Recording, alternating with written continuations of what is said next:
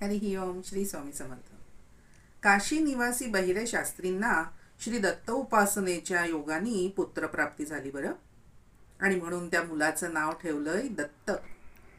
शास्त्री बुवा स्वतःच उत्तम पत्रिका तयार करत असत. त्यांनी दत्ताची पत्रिका तयार केली, पण त्यामध्ये दत्ताचं आयुष्य फक्त 14च वर्षाचं आहे असं गणित आलं हो.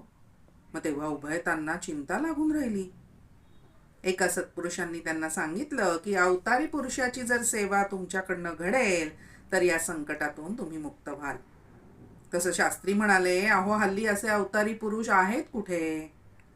सत्पुरुषांनी लगेच सांगितलं, अक्कलकोटास मी असे अवतारी पुरुष पाहिलेले आहेत. तेव्हा तुम्ही त्रिवर्ग तिथे जावे, सेवा करावी.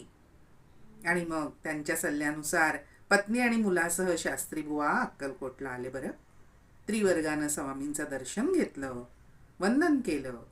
स्वामींना सारं काही कथन करून त्यांच्या आज्ञेने तिथे सेवेसाठी राहिले. 4 वर्ष एकनिष्ठपणानं त्यांनी सेवा केली हो.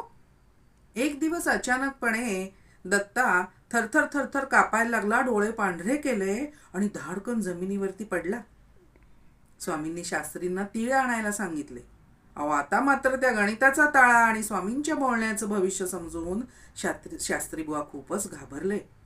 उभयता स्वामींना आळवायला लागले, महाराज अहो 4 वर्ष आपली सेवा पुत्रासाठी तर केली ना आम्ही, शेवटी व्हायचं तेच झालं की हो. आणि रडायला लागले हो ओक्साबोक्षी. तेव्हा दयाघन महाराज म्हणाले, अरे का रडताय तुम्ही? जा बरं, पहिले साखर आणि तीळ घेऊन याच्या तोंडामध्ये घाला.